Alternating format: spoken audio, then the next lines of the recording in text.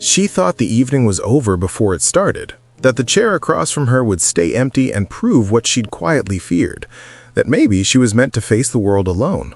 But when two 6-year-old girls in matching pink jackets burst through the coffee shop door at 6:51, scanning the room with the fierce determination of tiny warriors on a mission, everything shifted.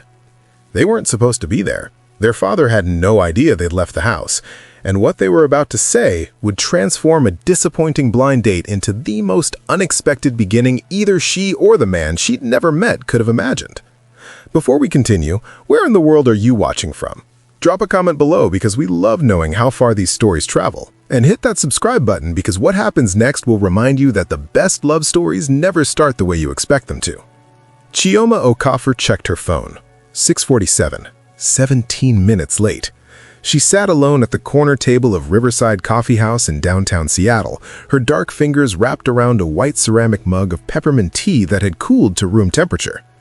The Wednesday evening crowd hummed with energy around her. Couples sharing pastries, friends laughing over lattes, a book club meeting near the window. She was the only person sitting at a table set for two with an empty chair 3 feet away. The barista had started giving her sympathetic looks around the 15-minute mark. Chioma pretended not to notice. She was 32 years old, a veterinarian at Seattle Animal Medical Center, successful by every metric that mattered on paper. But sitting there with an empty chair mocking her, she felt like she was back in high school waiting for a prom date who never planned to show. Her colleague Sarah had set this up 3 weeks ago with such confidence. "He's perfect for you, Chi. Park Ji-hoon, he's an architect, came to the States from Seoul 8 years ago. Smart, kind, raising his twin daughters alone after his wife passed." Sarah had shown her a photo, a handsome Korean man with tired eyes and a half-smile that looked like it took effort. Chioma had agreed because she was tired of going home to an empty apartment, because her mother back in Lagos called every Sunday asking if she'd met anyone yet, because some reckless part of her still believed that love might be possible even after 3 failed relationships and a decade of prioritizing her career over everything else. 6:50, 20 minutes late. No text, no call. Chioma set her phone face down on the table. She opened her text thread with Sarah. Her fingers hovered over the keyboard. What do you even say? He didn't show? Forget it, I'm done with dating? Bye-bye, I will be a nun. Ugh. She closed the app without typing anything. If she sent that message, it became real. The coffee shop door chimed. 2 little girls walked in. Not with parents, not with anyone. Just 2 6-year-old girls in matching pink puffer jackets and jeans. One with black hair and 2 high ponytails, the other with a single braid down her back. They stood just inside the doorway, scanning the coffee shop like tiny detectives searching for someone specific. The one with ponytails pointed directly at Chioma. "That's her! Oh my God, she's so beautiful," the other one said with a heartwarming smile. They walked straight toward her table, weaving between chairs with the confidence of children on a mission they believed was important. Chioma blinked. The girls stopped at her table. The one with the braids spoke first, her voice small but serious. "Hi. Are you Chioma?" Chioma set her phone down slowly. I am. Who are you?" The girl with ponytails stepped forward. "I'm Sumin. This is my sister Jia. We're Park Ji-hoon's daughters. Our daddy's your 8 tonight." Chioma's brain stalled. She looked at the 2 girls, then at the door expecting an adult to appear and explain, then back at the girls. Your daddy?" "Yes," Sumin said, completely matter-of-fact. "He's supposed to be here, but there was an emergency at work. A really big one. He couldn't leave. Daddy's Superman. He saves people. He doesn't know we're here, and oh, we're so in trouble today." Chioma felt like she'd walked into the wrong universe. You're like 6 years old. Where are your parents? Father?" Jia, the gentler of the 2, spoke quietly. "Our mommy went to heaven 2 years ago. Daddy's at a construction site fixing something dangerous because he's Superman. We snuck out because we didn't want you to think he didn't care." She almost stared.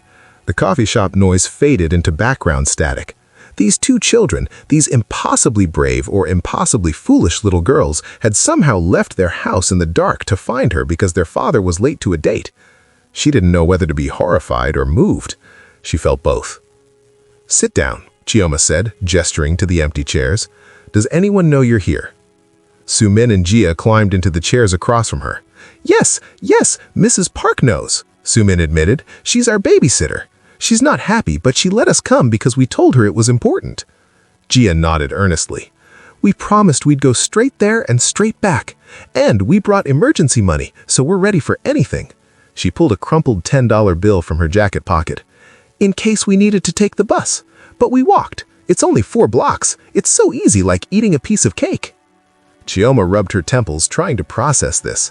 4 blocks. These 6-year-olds had walked 4 blocks in the dark to deliver a message their father didn't even know needed delivering. This was insane. This was the most reckless thing she'd ever heard. This was also, maybe, the sweetest. "What's the emergency?" she asked. Sumin's face grew serious. "A library they're building. The foundation cracked.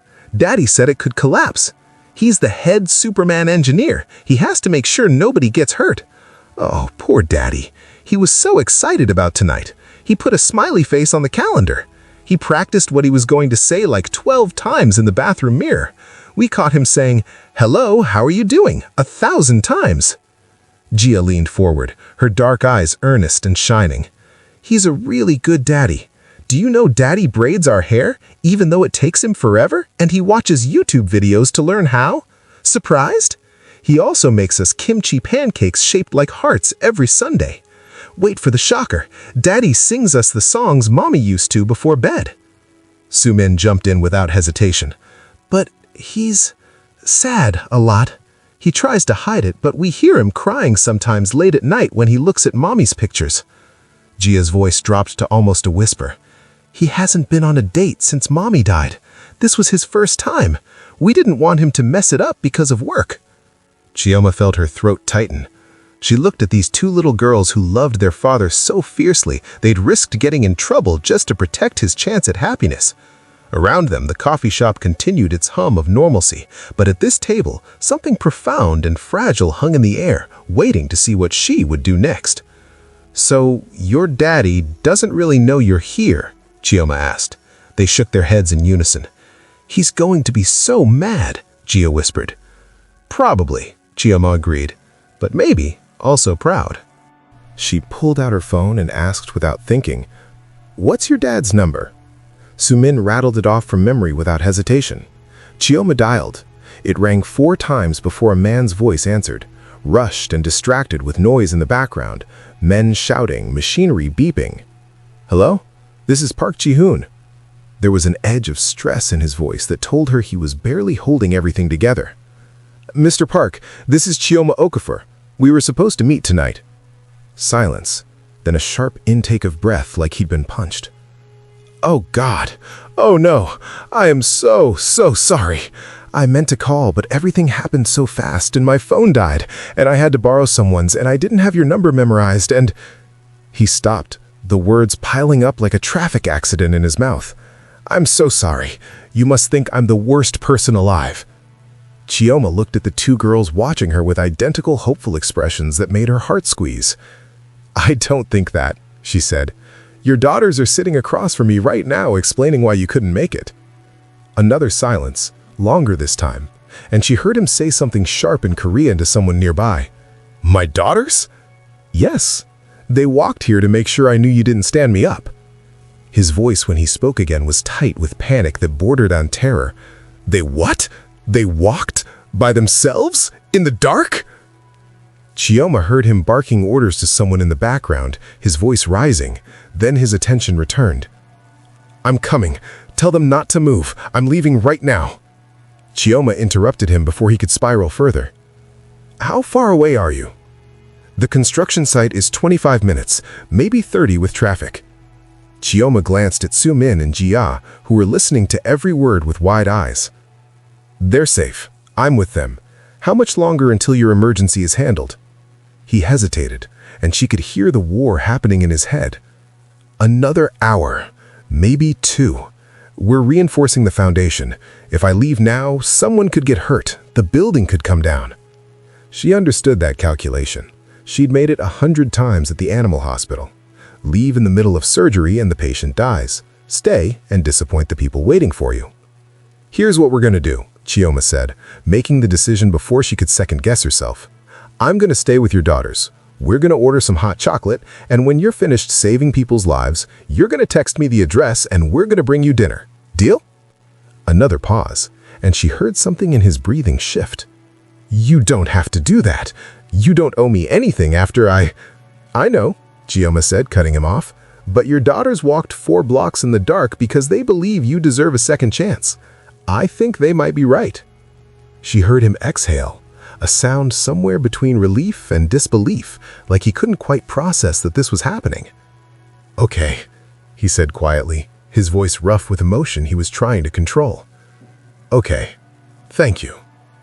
She hung up and looked at the girls who were grinning now like they'd just won something important. You're really gonna stay? Gia asked, her voice full of wonder. I'm really going to stay, Chioma confirmed. What kind of hot chocolate do you like? If you believe the best stories don't start perfectly, but with real people making messy, beautiful choices, stay with me, because what happens next proves sometimes love arrives in the most unexpected packages, delivered by the smallest, bravest messengers. They spent the next hour in that coffee shop, and Chioma learned more about Park Ji-hoon from his daughters than any dating profile could ever convey. He worked too much, but always made time for their school plays. He couldn't cook anything except Korean food and peanut butter sandwiches, which he made with the crusts cut off in triangles because that's how they liked them. He cried during sad movies, but pretended he wasn't, and they always caught him wiping his eyes. He kept a photo of their mother on his nightstand and sometimes talked to her when he thought the girls were asleep, telling her about his day, asking her what he should do. He'd been so nervous about tonight, he'd changed his shirt 3 times. He'd bought new shoes. He'd asked Mrs. Park if he should bring flowers or if that was too old-fashioned because he didn't know the rules anymore. He'd wanted this to go well so badly that when the emergency call came, he'd actually cried in his truck before driving to the site. Su-men showed Chioma photos on her plastic kid's smartwatch, swiping through them with the proud efficiency of a museum curator. Here's Super Daddy at our birthday party last month. He made the cake himself and it fell apart, but it tasted good and we ate it anyway. Here's Daddy teaching us to ride bikes in the park. He ran behind us for like 3 hours until we got it. Here's Daddy at Mommy's resting place on the anniversary. Daddy says she went to heaven through there. We go every year and leave flowers. Her favorites were yellow roses. Gia leaned against Chioma's arm with the easy trust children have before the world teaches them to be cautious. Do you like animals? She asked. I'm a veterinarian, Chioma said. I take care of sick animals every day. It's my job. Gia's face lit up like someone had turned on a light inside her. Wow! We have a hamster named Mochi. He's brown and white and really soft. Daddy says we can't get a dog until we're older because he's too busy to help take care of it. But maybe if you're around, we could get a dog, right? Chioma laughed, the sound surprising her because she'd forgotten she could feel light right now. Maybe. Let's see if your dad and I make it past the first date before we start planning pet adoptions. But yes, when you're ready, I'll help you pick out the perfect dog. Su-men studied her with the serious intensity only children can manage when they're trying to figure out if an adult can be trusted. You're really nice, she said finally, like she'd made an important decision. Daddy's going to like you, I can tell. I hope so, Chioma said, meaning it more than she expected to. I already like him and I haven't even met him yet. At 7:45, Chioma's phone buzzed with a text from an unknown number. This is Ji-hoon.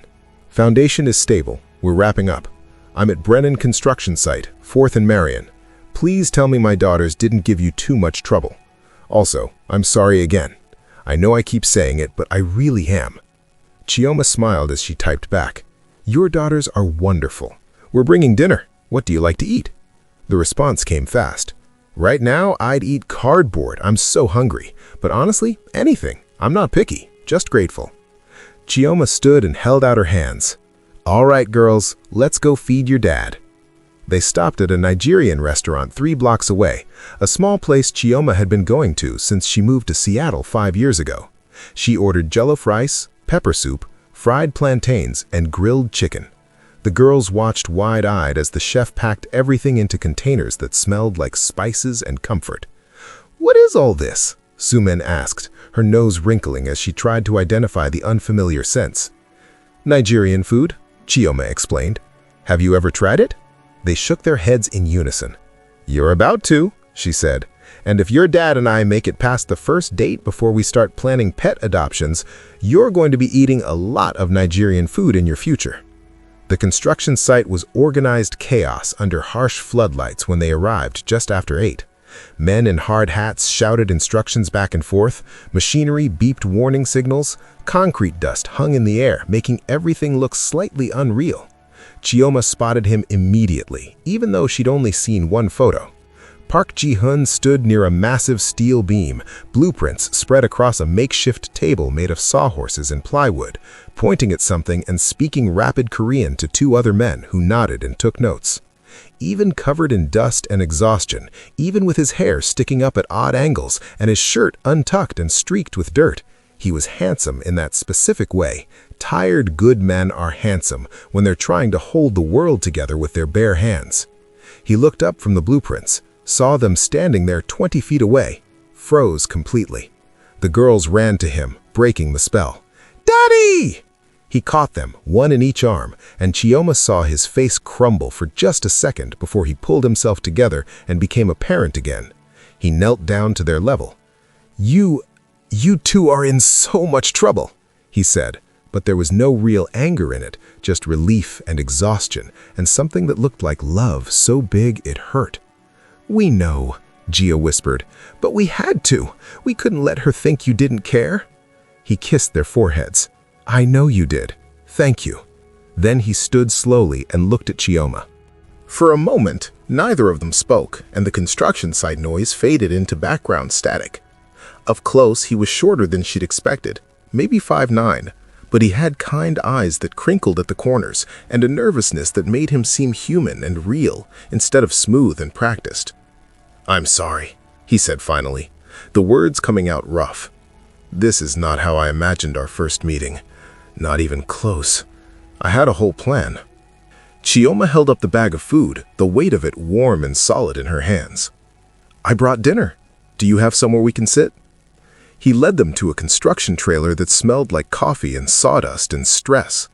Inside, he cleared papers off a small folding table, moving with the careful precision of someone who was too tired to trust his own hands. They sat.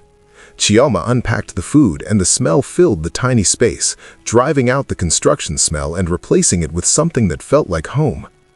Ji-hun looked at the spread, his eyes widening. "This is incredible.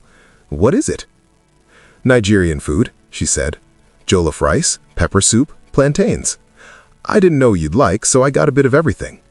He took a bite of jollof rice, stopped chewing, looked at her with an expression he couldn't quite read. "This is amazing. Where has this been all my life?" The girls tried plantains. Sumin's eyes went wide. "This is so good! Can we have this for dinner at home?"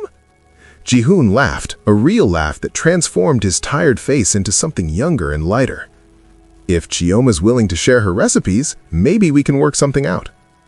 They ate together in that cramped construction trailer, and Chioma felt something shift in her chest, something that had been closed for a long time creaking open just slightly. This wasn't the date she'd planned. It was better. It was real. Over the next hour they talked while the girls fell asleep on a bench in the corner, Gia's head on Sumin's shoulder, both of them exhausted from their adventure. Ji-hun told her about moving to Seattle from Seoul for graduate school in architecture, about meeting his wife Jennifer at a campus coffee shop where she was studying music education. He told her about building a life together, about the unexpected pregnancy with twins, about how terrified and excited they'd been.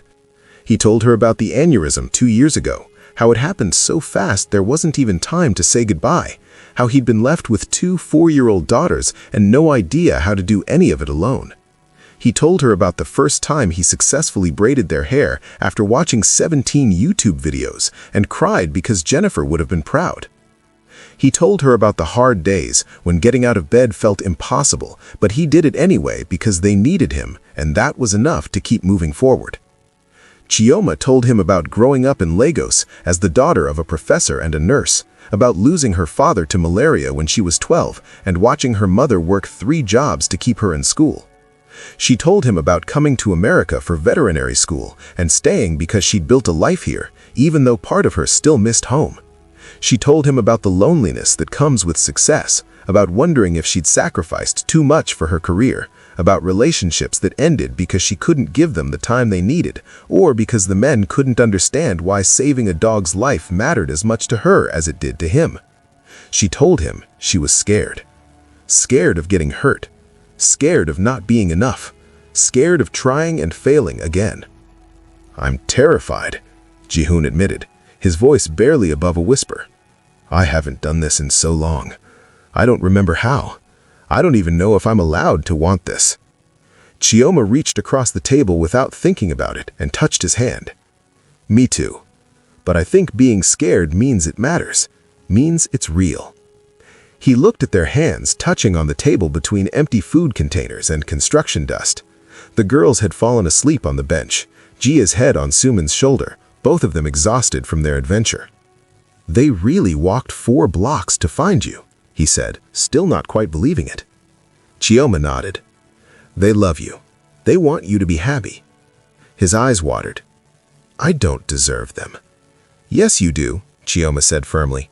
"You're raising 2 incredible little girls who understand love better than most adults. That doesn't happen by accident. That happens because you show them every single day what love looks like, even when it's hard."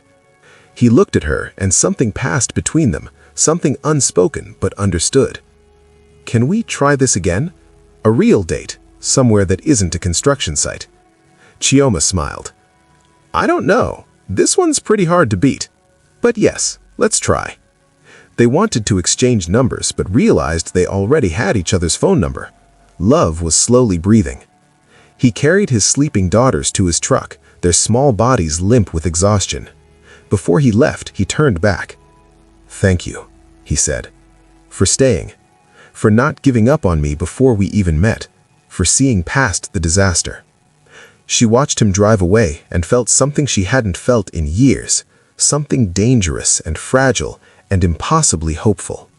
Their second date was 3 days later at a Korean BBQ restaurant downtown. The twins insisted on coming. "We're the matchmakers," Sumin declared with absolute authority. "We have to supervise to make sure Daddy doesn't mess it up." Ji-hoon taught Chioma to grill bulgogi, his hands guiding hers on the tongs, their fingers touching more than strictly necessary. She taught the girls about different dog breeds and promised when they were ready she'd help them find the perfect puppy, maybe a rescue who needed a second chance, just like their dad did. Their third date was at the animal hospital on a Saturday when Chioma had to check on a rescue kitten. Ji-hoon watched her work with steady, capable hands and fell a little bit in love with how gentle she was, how patient, how the animals trusted her immediately. The girls held the kitten and declared they needed 10 more just like her. Their fourth date wasn't planned. Ji-hoon called at midnight saying Su-min was sick with a fever and he didn't know what to do, and the pediatrician's office wouldn't open until morning, and he was sorry for calling but he didn't know who else to ask. Chioma came over in her pajamas with a medical kit, sat with them through the night. When Su-min finally fell asleep around 3 a.m., Ji-hoon looked at Chioma on his couch and realized she fit there, realized he wanted her there every night, realized he was falling and there was no way to stop it even if he wanted to. 3 months in, they had Thanksgiving at Chioma's apartment.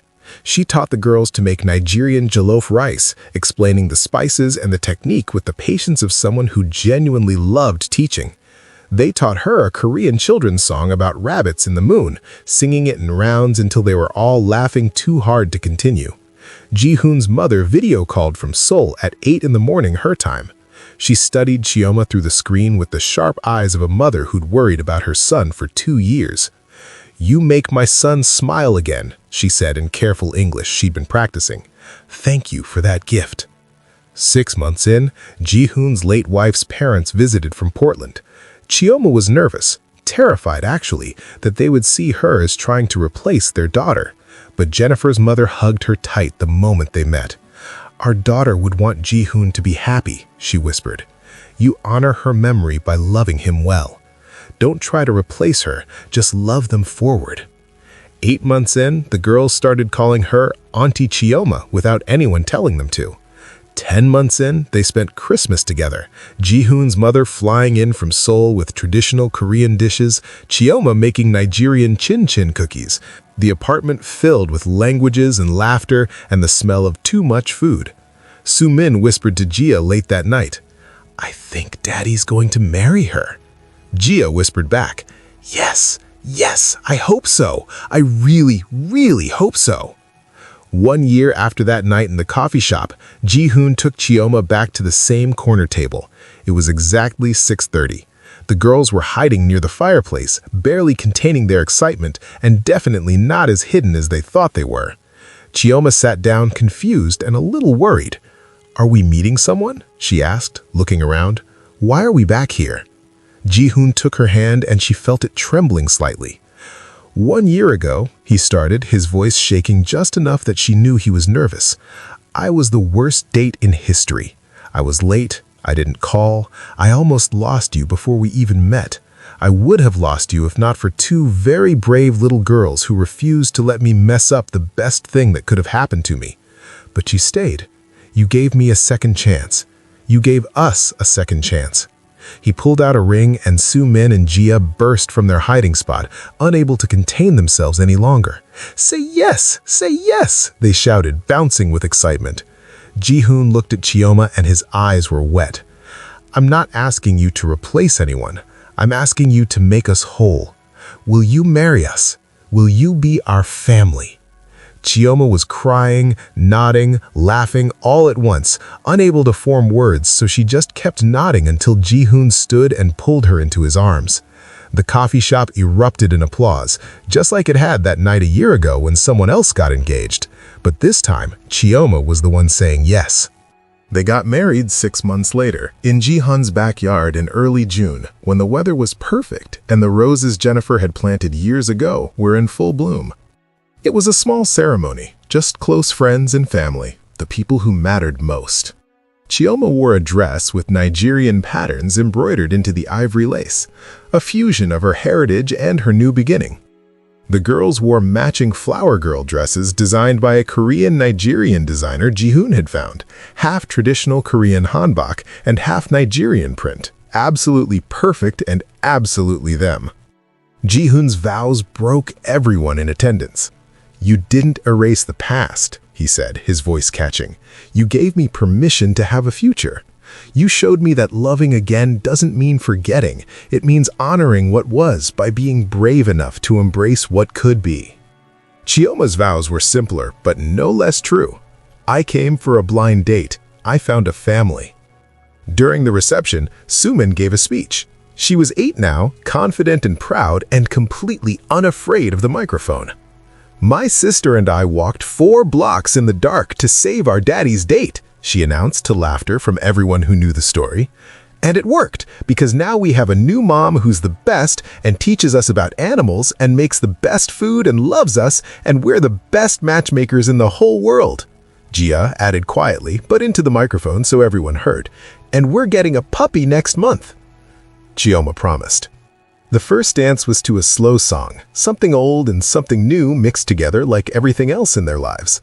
Halfway through, the girls joined them on the dance floor, and it became 4 people swaying together under string lights in a backyard that finally felt complete. 2 years later, they returned to the coffee shop for their anniversary. It had become tradition, this return to where it all started, this acknowledgement that even failed beginnings could lead to perfect endings. Soo-min and Jia were 10 now, confident and bright, and absolutely convinced they were the reason everyone was happy. They told the story to their baby brother strapped in his stroller, a beautiful little boy with Chioma's eyes and Ji-hoon's smile. "This is where we rescued Mommy Chioma for Daddy," Soo-min explained, very seriously, like she was teaching history. "We were heroes. We saved everything," Jia added, her voice soft but certain. "And now we have a dog named Mochi too, and a baby brother, and another baby coming," she pointed at Chioma's pregnant belly. "And Mommy Chioma makes us jollof rice every Sunday, and Daddy makes kimchi pancakes, and everything is perfect." Chioma rested her hand on her belly, 6 months pregnant with their daughter. Ji-hoon squeezed her other hand. "Sometimes I still can't believe you stayed that night," he said quietly. "How different everything would be if you'd left." Chioma looked at him, at their daughters, at the life they'd built from a failed blind date and two brave little girls who refused to let love slip away. "How could I not?" she said. "Your daughters walked 4 blocks in the dark because they believed you deserved love. They were right. You did. We all did." Thank you for staying until the end of this story.